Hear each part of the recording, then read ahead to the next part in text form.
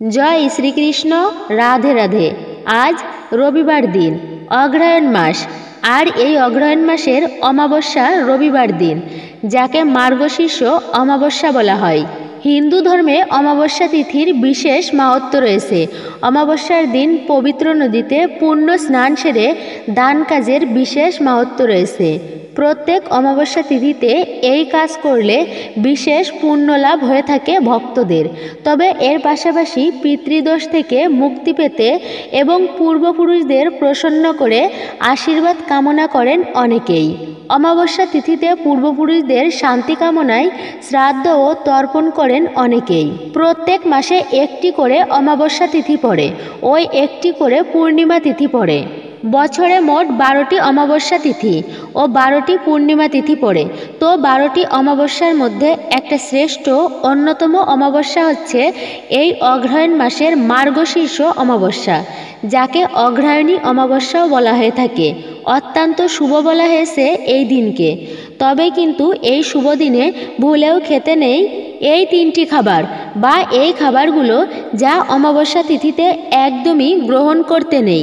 অর্থাৎ অমাবস্যা তিথিতে যে খাবারগুলো আমাদের ভুলেও মুখে তোলা উচিত নয়।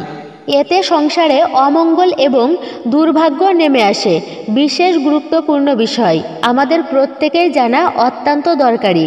তাই ভিডিওটি আপনারা কেউ স্কিপ করে দেখবেন না, সম্পূর্ণ অবশ্যই দেখবেন একটু ধৈর্য সহকারে এই পবিত্র পুণ্যতম দিনে। নমস্কার, আমি দীপা। দেশ ও দেশের বাইরে থেকে যে সকল ভক্তেরা এই মুহূর্তে ভিডিওটি দেখছেন তাদের প্রত্যেককে সুস্বাগত জানাচ্ছি রায়কিশোরী দীপা অর্থাৎ সনাতন ধর্মীয় তত্ত্বমূলক চ্যানেলে। এই চ্যানেলে সনাতন ধর্মের এরকমই সকল গুরুত্বপূর্ণ বিষয় আপনাদের সাথে উপস্থাপন করা হয়, শেয়ার করা হয়। আশা করছি ভিডিওটি শ্রবণ করে বা দেখে আপনি সমৃদ্ধ হবেন। যদি ভালো লেগে থাকে একটি লাইক করবেন, কমেন্টে ভক্তি, ভালোবাসা ও শ্রদ্ধার সহিত একবারের জন্য হলেও জয় শ্রীকৃষ্ণ, জয় শ্রী বিষ্ণু, জয় মা লক্ষ্মী অথবা আপনার গুরুদেবের নামটি একটি বারের জন্য হলেও লিখে যাওয়ার জন্য বিশেষভাবে বিনীত অনুরোধ করছি। এই চ্যানেলের নতুন দর্শক হলে চ্যানেলটি সাবস্ক্রাইব করে পাশে থাকা নোটিফিকেশন বেল বাটনটি অন করে দিবেন। তাহলে চলুন শুরু করি আজকের ভিডিওটি।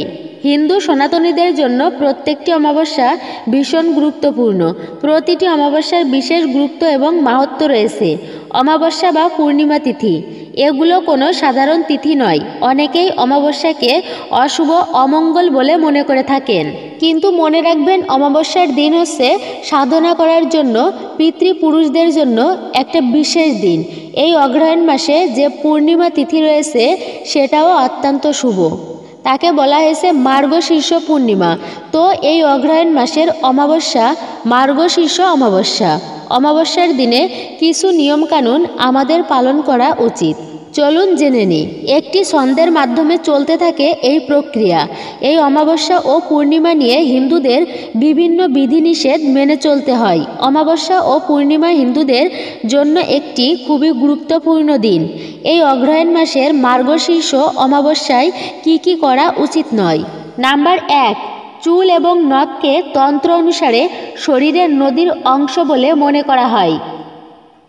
বলা হয় পূর্ণিমার দিন যেহেতু মানুষের জীবন প্রবাহ খুবই উঁচু অবস্থায় থাকে, তাই মনে করা হয় যে পূর্ণিমার দিন চুল কাটা যাবে না।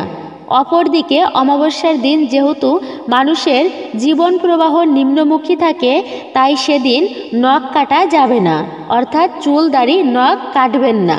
নাম্বার 2, অমাবস্যা তিথিতে অশুভ শক্তির প্রভাব প্রচণ্ড পরিমাণে সক্রিয় থাকে। এই অশুভ শক্তির প্রভাব কাটানোর জন্য বাড়ির মূল দরজার সামনে অর্থাৎ মুখ্য দরজায় 2টি তেলের প্রদীপ জ্বালাতে হয় প্রতিটি মানুষকে। এই প্রদীপ জ্বালালে বাড়ি থেকে সমস্ত অশুভ শক্তির ধ্বংস ও নিঃশেষ হয়। নাম্বার 3, অমাবস্যার দিনে ঘরবাড়ি পরিষ্কার পরিচ্ছন্ন করে রাখতে হয়। আমরা অনেকে আছি রাতে খাবার পর সেই এঁটো বাসনপত্র রেখে দিই সকালে পরিষ্কার করার জন্য। তো অমাবস্যা কিংবা পূর্ণিমা বা বিশেষ শুভতম দিনগুলোতে কখনো ভুলেও এঁঠো বাসনপত্র রাখবেন না। বাড়িতে কোনো রকম যাতে এঁঠো থালা বাসন না থাকে সেদিকে বিশেষভাবে নজর দিতে হয়। তা রাতে পরিষ্কার পরিচ্ছন্ন করে রাখুন, নতুন অশুভ শক্তি বৃদ্ধি পায়, নেগেটিভ এনার্জির আগমন ঘটে সংসারে। এই দিন ঘরদোর ভালো করে মুছে চৌকাঠ ভালো করে ধুয়ে দিতে হয়। নাম্বার 4, এই দিনে বিশেষ করে সন্ধ্যায় বা রাতে বিশেষ করে শ্মশানের আশপাশেও যাবেন না, কারণ অশুভ শক্তির প্রাদুর্ভাব অত্যন্ত বেড়ে যায়। এই দিনে আপনি যদি এই সমস্ত জায়গায় যান আপনার বিশেষ ক্ষতি হতে পারে, ফলে জীবনে এবং পরিবারের চরম অকল্যাণ হবে। অমাবস্যার দিন খুব বেশি দূরে যাত্রা করা ঠিক নয়। মধ্যযুগে ভারতের বিভিন্ন প্রান্তে অমাবস্যার দূর দেশের কাজকর্মগুলো স্থগতি বা বন্ধ করে রাখা হতো জানা যায়। নাম্বার 5, অনেকেই এই দিনে উপবাস করেন। যদিও পুরোপুরিভাবে আপনারা যদি উপবাস নাও করতে পারেন, বলা হয়েছে তবে শুধুমাত্র আমিষ আহার বর্জন করুন। এই দিনে নিরামিষ খাবার গ্রহণ করুন। নাম্বার 6, অমাবস্যার তিথিতে পিতৃতর্পণ অবশ্যই করুন। এই দিনে ভগবানের উপাসনা করা অত্যন্ত প্রয়োজন। যদিও মন্দিরে যেতে না পারলেও আপনি বাড়িতে বসে ভগবানের উপাসনা করুন। শ্রী বিষ্ণুর সহস্র নাম জপ করুন অথবা হরিনাম জপ করুন, আপনি যতবার পারেন। তবে যেমনই হোক ভগবানের সেবায় এই দিনে নিজেকে নিয়োজিত রাখুন। নাম্বার 7, আরেকটা বিশেষ প্রসঙ্গ, তা হলো হিন্দু শাস্ত্র অনুসারে অমাবস্যা তিথিতে কোনোভাবেই গর্ভধারণ করা শুভ নয়। এটাকে অমঙ্গল এবং অশুভ বলা হয়েছে। মৃগশিরা নামক তারা থেকে মার্গশীর্ষ নাম এসেছে। অগ্রহায়ণ বাংলা সনের 8ম এবং শকাব্দের 9ম মাস। এই মাসের আরেক নাম মার্গশীর্ষ।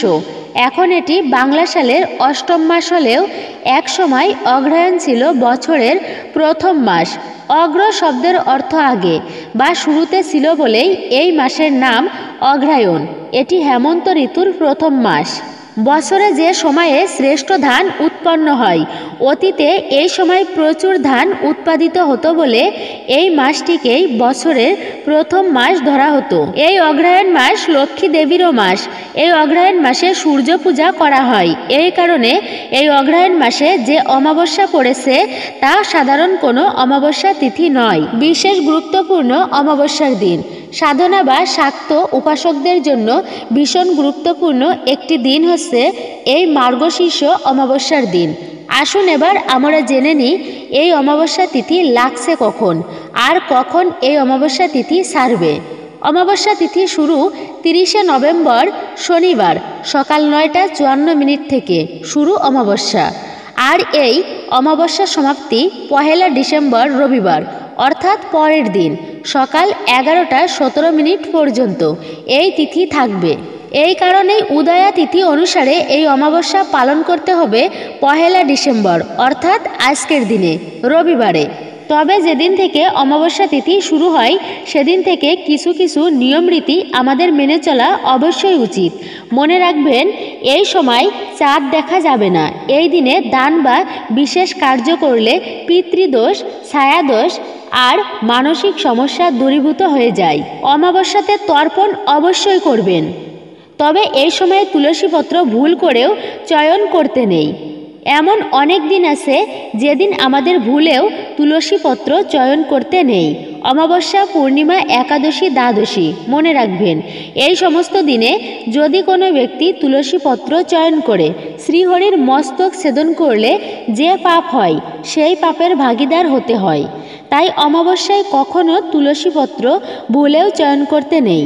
এরপর এই শুভতম দিনে ব্রহ্মচর্য ধর্মকে নষ্ট করবেন না, অর্থাৎ যে কোনো প্রকার শুভ পবিত্র দিনে স্ত্রী মিলন সম্পূর্ণই নিষিদ্ধ। এই অমাবস্যাতে কালী পূজা করা হয়, সাধকেরা সাধনা করেন, তান্ত্রিকেরাও শক্তির উপাসনা করেন। উপাসক আবার 4 ধরনের: শৈব, শাক্ত, বৈষ্ণব, গাণপত্য। অনেক তান্ত্রিকেরা এই অমাবস্যাকে কাজে লাগায়, বিশেষভাবে মা কালীর উপাসনা করে। আবার কেউ কেউ মা কালীর পুজো মাঝে মাঝেই করেন। যাদের মায়ের প্রতি ভক্তি একটু অন্য, তো এইভাবে যারা মায়ের পুজো করেন অর্থাৎ ভক্তিভাব রয়েছে তাদেরকে বলছি আপনারা মা কালীর পুজো করবেন এই শুভতম দিনে। সংক্ষেপে হলেও মা কালীর পুজো করা অত্যন্ত শুভ। মঙ্গলময় বলা হয়েছে। যে কোনো অমাবস্যার সময় কালী পুজোকে সব থেকে মঙ্গলময় বলা হয়েছে, এটা অবশ্যই মনে রাখবেন। তবে যারা শিবের পূজা অর্চনা করবেন, দেবী কালীর পূজা অর্চনা করবেন, তারা শনিবার রাতে করবেন। এরই সাথে আবার এই অগ্রহায়ণ মাসকে বলা হয়েছে সূর্যদেবের মাস। খুব ভোরে ভোরে ঘুম থেকে উঠে পূর্ব দিকে তাকিয়ে প্রণাম করতে হয়। বিশেষ করে অগ্রহায়ণ মাসে ব্রহ্ম মুহূর্তে বা একটু ভোরে ঘুম থেকে উঠে সূর্যদেবকে অর্ঘ্য নিবেদন করুন। এই অর্ঘ্য সূর্যদেবকে নিবেদনের বিশেষ ফল প্রাপ্ত হয়ে থাকে। তাই আপনারা এই শুভতম দিনে যদি পারেন অর্ঘ্য নিবেদন করতে পারেন। আগেই বলেছি অমাবস্যাতে পিতৃতর্পণ করা হয়। আপনাদের পিতৃপুরুষের উদ্দেশ্যে তর্পণ করা সব থেকে শুভ এবং মঙ্গলময় বলা হয়েছে। পিতৃদেবদের উদ্দেশ্যে তর্পণ দান করা বিশেষ করে অমাবস্যার দিনে ভুলেও দেরি করে ঘুমাবেন না। যে পরিবারে শুভতম দিনে বেশি বেলা করে ঘুমায় সেই পরিবারে অলক্ষ্মী বিরাজ করে। তবে যে পরিবারে মা লক্ষ্মী বা গৃহলক্ষ্মীর বিরাজ, সেই পরিবারে যদি ঝগড়া বিবাদ কলহ অশান্তি লেগে থাকে, এতে কিন্তু পরিবারে বা সংসারে অলক্ষ্মী প্রবেশ করে। তবে অনেকেই এই সমস্ত কিছুকে কুসংস্কার বলে থাকবেন হয়তো, তবে সব কিছু কিন্তু কুসংস্কার বলে একদমই অবহেলা করবেন না। কিছু কিছু নিয়ম অবশ্যই আমাদের মেনে চলা উচিত। যেমন বিছানায় বসে খাবার খেতে নেই, বাড়ির উঠানে বসে খাবার খেতে নেই, ঠাকুর ঘরে বসে খাবার খেতে নেই। এটাকেও অলক্ষ্মী বলা হয়েছে। এতে নেগেটিভ বা খারাপ স্বপ্ন দেখার সম্ভাবনা অনেকটাই বেশি। তবে আমরা যে ঘরে ঘুমাই সেই ঘরে ঠাকুর ঘর রাখতে নেই, এটা অমঙ্গল এবং অশুভ। এমন ছোট ছোট নিয়ম আছে যা আমাদের মেনে চলা অত্যন্ত প্রয়োজন, কেননা এসবের জন্য সংসারে অলক্ষ্মী বিরাজ করে। প্রথমেই বলেছি অমাবস্যার দিনে বাড়িঘর এঁটো বাসনপত্র পরিষ্কার পরিচ্ছন্ন রাখা উচিত। এর ফলে মা লক্ষ্মী সেই গৃহে অচলা হয়ে বসবাস করে। যারা সৌভাগ্য প্রাপ্ত করতে চান তারা এই অমাবস্যার দিনে একটি প্রদীপ প্রজ্বলিত করে ঠাকুর ঘরে অবশ্যই রাখবেন। যে পরিবারে সন্ধ্যাবেলায় বা সন্ধ্যাকালে ঠাকুর ঘর অন্ধকার অবস্থায় থাকে সেই পরিবারে অলক্ষ্মীর আগমন ঘটে, অলক্ষ্মীর বাস হয়। এই জন্য একটা প্রদীপ প্রজ্বলিত করে এই অমাবস্যার দিনে বিশেষ করে অখণ্ড প্রদীপ প্রজ্বলিত করে রাখতে পারেন। এর ফলে মা লক্ষ্মীর বিশেষ কৃপা লাভ করা যায়। আপনারা ঠাকুর ঘরে একটা প্রদীপ সারা রাতও প্রদীপ প্রজ্বলিত করে রাখতে পারেন। এর ফলেও মা লক্ষ্মী দেবী অত্যন্তই প্রসন্ন হন। এই অগ্রহায়ণ অমাবস্যায় শ্রাদ্ধ অনুষ্ঠান করতে পারেন। পিতৃতর্পণ অবশ্যই করবেন। পিতৃপুরুষের আত্মার শান্তি পাবার জন্য এগুলোকে বিশেষ মঙ্গলময় বলা হয়েছে।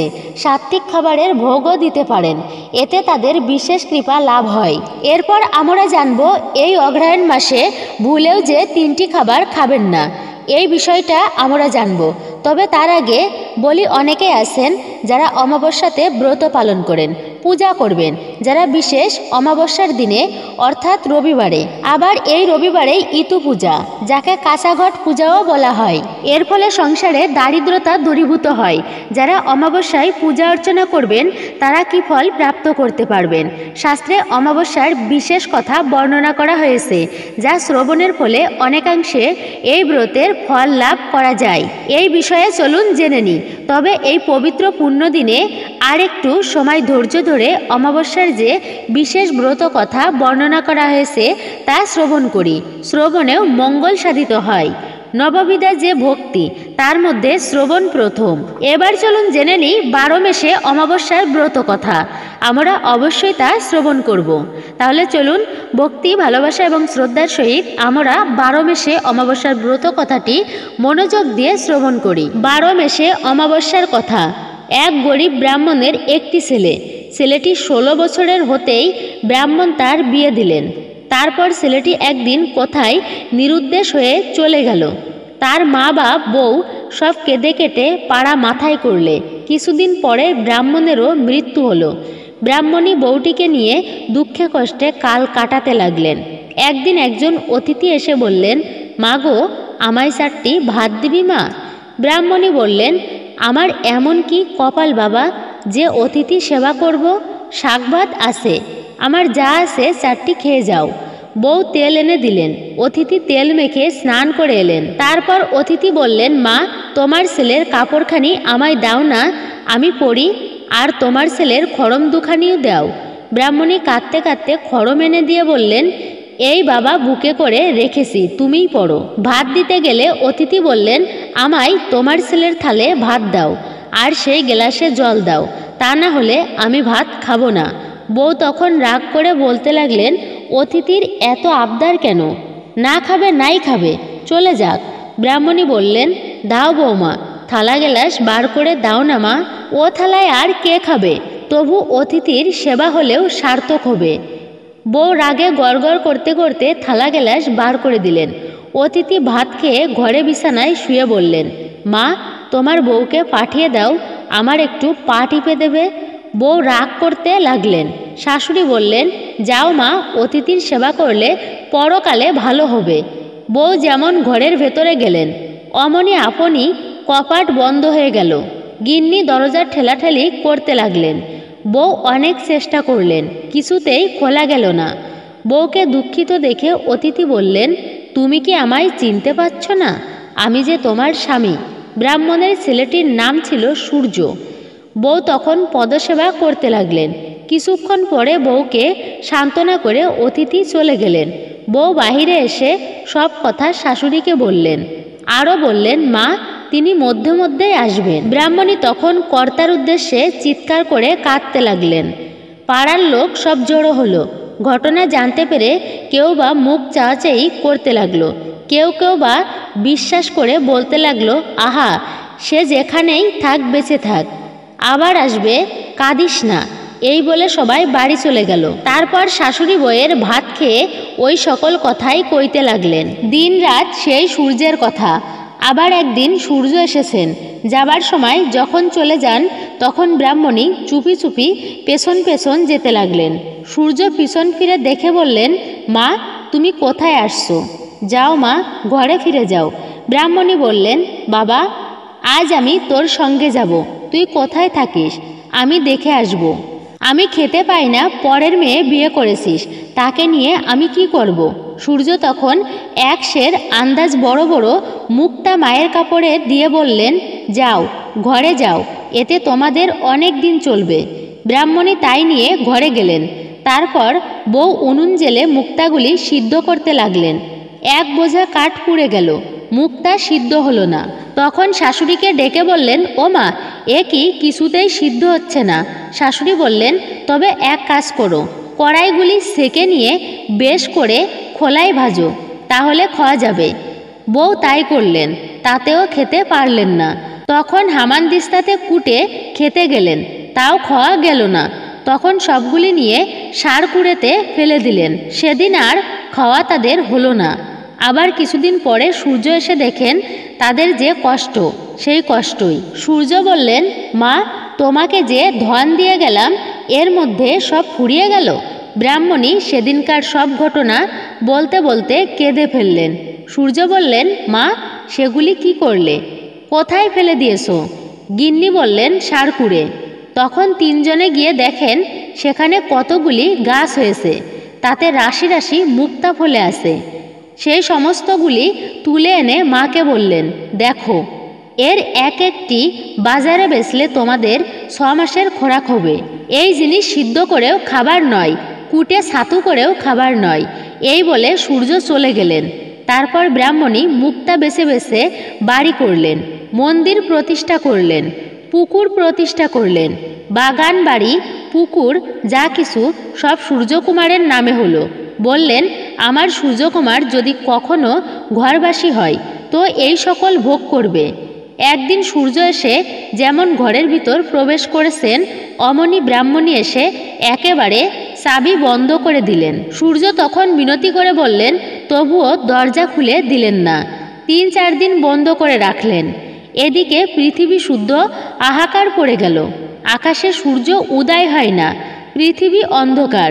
ব্রাহ্মণী বললেন, আকাশে মেঘ নাই, রোদও নাই, এ কি হলো? সূর্য বললেন, মা, আমাকে ছেড়ে দাও, এখনই রোদ হবে। ব্রাহ্মণী বললেন, না বাবা, আমার রোদ্রে কাজ নেই, তুমি আমার ঘরে থাকো। চিরকালটা কি অমনি করে বেড়াবে বাবা? আমার এসব কে ভোগ করবে? তোমায় আর কোথাও যেতে দেব না। বলতে বলতে এমন সময়ে ব্রহ্মা, বিষ্ণু, মহেশ্বর এসে উপস্থিত। ব্রাহ্মণী থতমত খেয়ে বললেন, তোমরা কে বাপু, কোথা হতে এসেছো? তারা বললেন, আমাদের তুমি চিনতে পারবে না, তোমার ছেলেকে ডেকে দাও। ব্রাহ্মণী বললেন, তা ডেকে দিচ্ছি, কিন্তু তোমাদের সঙ্গে আর যেতে দেব না। বোধ হচ্ছে তোমরাই আমার ছেলেটির পরকাল খেয়েছো। দরজা খুলে দিতেই সূর্য বললেন, মা, আমাকে ছেড়ে দাও। ওই দেখো, স্বয়ং ব্রহ্মা বিষ্ণু মহেশ্বর আমাকে নিতে এসেছেন। আমি সাপে তোমার ঘরে জন্মগ্রহণ করেছিলুম। আমি আবদ্ধ থাকলে পৃথিবী রসাতলে যাবে। ব্রাহ্মণী ব্রহ্মা বিষ্ণু মহেশ্বরকে প্রণাম করে বললেন, আমার এসব কে ভোগ করবে? দেবতারা বললেন, তোমার ছেলের ঐশ্বর্য কি তোমরা দেখতে চাও? তবে চলো। সূর্যকে বললেন, তোমার মাকে আর তোমার স্ত্রীকে নিয়ে চলো।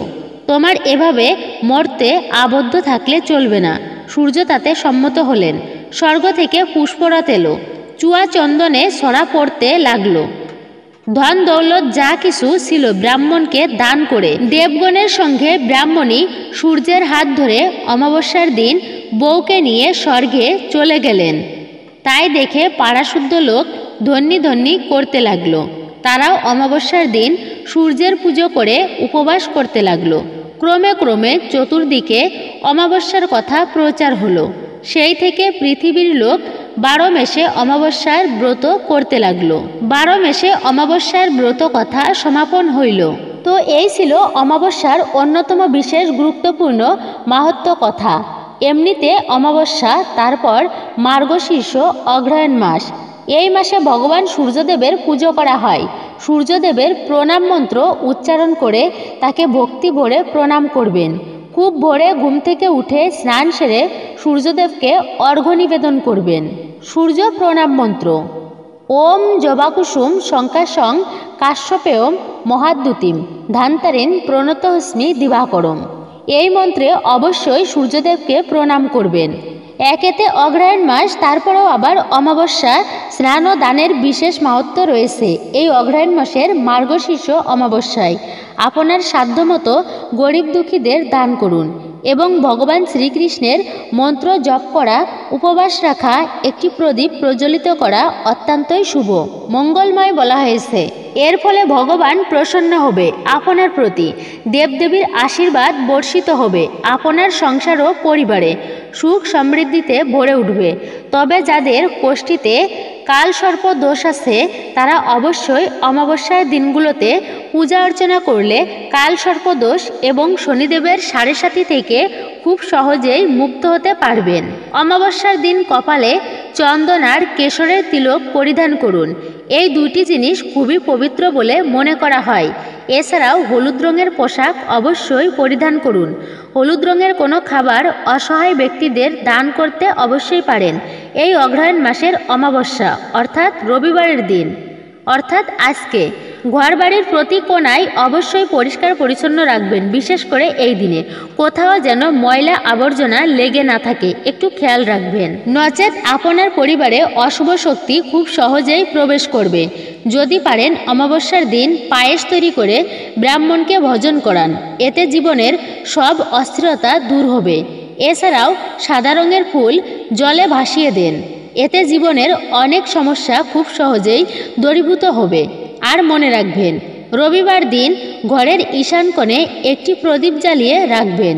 আবারও বলছি, অমাবস্যার দিন তুলসী পাতা, পিপল পাতা, বেল পাতা একদমই তোলা বা ছেঁড়া উচিত নয়। পূর্বপুরুষদের জন্য তৈরি খাবারে পেঁয়াজ, রসুন, আদা ব্যবহার করবেন না। আপনারা যদি এই দিনে সারাদিন উপবাস করতে নাও পারেন, আমিষ খাবার গ্রহণ করবেন না, নিরামিষ খাবার গ্রহণ করুন। সকল প্রকার নেশাজাতীয় খাবার একেবারেই বর্জন করুন। এই দিনে অ্যালকোহল এই দিনে পান করবেন না। এই দিনে মাছ, মাংস, ডিম, পেঁয়াজ, রসুন অর্থাৎ রাজসিক বা তামসিক খাবার খাওয়া একেবারেই গ্রহণ থেকে, নচেত আপনার পরিবারে অশুভ শক্তি খুব সহজেই প্রবেশ করবে। যদি পারেন অমাবস্যার দিন পায়েস তৈরি করে ব্রাহ্মণকে ভোজন করান, এতে জীবনে সব অস্থিরতা দূর হবে। এছাড়াও সাদা রঙের ফুল জলে ভাসিয়ে দেন, এতে জীবনের অনেক সমস্যা খুব সহজেই দূরীভূত হবে। আর মনে রাখবেন, রবিবার দিন অর্থাৎ আজকের দিনে ঘরের ঈশান কোণে একটি প্রদীপ জ্বালিয়ে রাখবেন। আবারও বলছি, অমাবস্যার দিন তুলসী পাতা, পিপল পাতা, বেল পাতা একদম তোলা বা ছেঁড়া উচিত নয়। পূর্বপুরুষদের জন্য তৈরি খাবারে পেঁয়াজ, রসুন, আদা ব্যবহার করবেন না। আপনারা যদি এই দিনে সারা দিন উপবাস করতে নাও পারেন, আমিষ খাবার খাবেন না, নিরামিষ খাবার গ্রহণ করুন। সকল প্রকার নেশাজাতীয় খাবার একেবারেই বর্জন করুন। এই দিনে অ্যালকোহল এই দিনে পান করবেন না। এই দিনে মাছ, মাংস, ডিম, পেঁয়াজ, রসুন অর্থাৎ রাজসিক বা তামসিক খাবার খাওয়া একেবারেই উচিত নয়। অর্থাৎ রাজসিক বা তামসিক খাবারগুলো আপনারা এই দিনে অমাবস্যার দিন বা কোনো শুভতম দিনে একদমই গ্রহণ করবেন না। এছাড়াও পোড়া জাতীয় খাবার খাবেন না। রুটি পোড়া, বেগুন পোড়া এবং বিভিন্ন ধরনের সবজি পোড়া একেবারেই খাবেন না। মুসুর ডাউল খাবেন না। অমাবস্যা তিথি চলাকালীন অন্যের বাড়িতে খাবার খাওয়া উচিত নয়। কারোর থেকে খাদ্য বা খাদ্য সামগ্রী ধার নেবেন না এই দিনে। আরেকটা বিষয়, কোনো পশুর উচ্ছিষ্ট অংশ অর্থাৎ উচ্ছিষ্ট খাবার খাবেন না এই দিনে। মনে রাখবেন, অমাবস্যার সন্ধ্যায় উত্তর পূর্ব কোণে একটি গরুর দুধের ঘিয়ের প্রদীপ জ্বালান এবং তাতে লাল সুতোর বাতি ব্যবহার করুন। এটা বিশ্বাস করা হয় যে এই কাজটি দেবী লক্ষ্মীকে আকর্ষণ করে। বছরের শেষ অমাবস্যায় পিতৃচল্লিশা পাঠ করুন। এই কাজটি আপনাকে প্রতিটি ঝামেলা থেকে রক্ষা করবে। কথিত আছে যে এই পাঠের ফলে আপনার পূর্বপুরুষরা আপনাকে বিপদের সময় রক্ষা করবে। তো এতক্ষণ আপনারা জানলেন এই অগ্রহায়ণ মাসের মার্গশীর্ষ অমাবস্যার গুরুত্ব, মাহাত্ম্য কথা, কোন কোন কাজ করবেন আর কোন কোন কাজ করবেন না, কোন কোন খাবার খাবেন আর কোন কোন খাবার খাবেন না, এই সবটাই আপনারা জানলেন আজকের ভিডিওটির মাধ্যমে। তো ভিডিওটি কেমন লাগলো তা কমেন্ট করে অবশ্যই জানাবেন। ভিডিওটি যদি ভালো লেগে থাকে এবং আপনি যদি কিঞ্চিত পরিমাণ উপকৃত হয়ে থাকেন তো ভিডিওতে একটি লাইক অবশ্যই করবেন। কমেন্টে ভক্তি, ভালোবাসা ও শ্রদ্ধার সহিত জয় শ্রীকৃষ্ণ, রাধে রাধে অথবা জয় মা লক্ষ্মী দেবীর জয় অথবা গুরুদেবের নামটি লিখতে একদমই ভুলবেন না। চ্যানেলে নতুন হলে চ্যানেলটি সাবস্ক্রাইব করবেন। পাশে থাকার নোটিফিকেশন বেল বাটনটি অবশ্যই অন করে দিবেন। সকলে সুস্থ থাকুন, ভালো থাকুন, পরম করুণাময় ঈশ্বরের অশেষ কৃপায়।